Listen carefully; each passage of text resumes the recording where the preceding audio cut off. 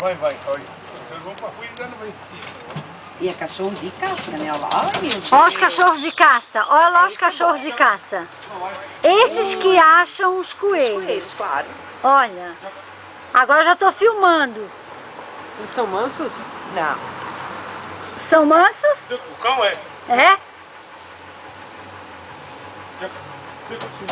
Obedientes, ó. São os vizinhos da Vera, hein? Foram caçar. Ai!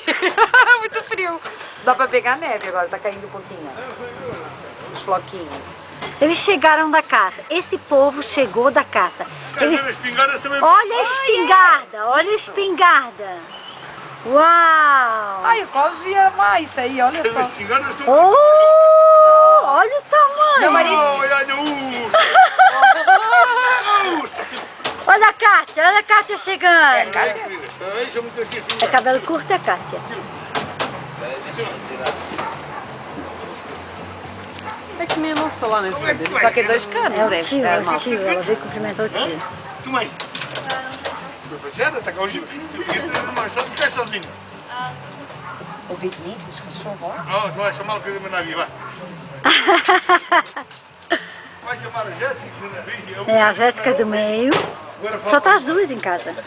Deixa eu só apagar meu cigarro. Tá.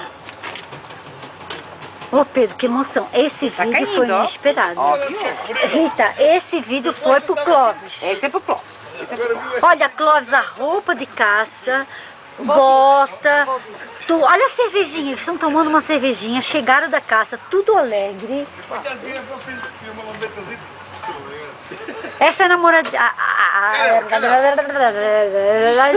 do Pedro. Não, é interessante. A do Pedro.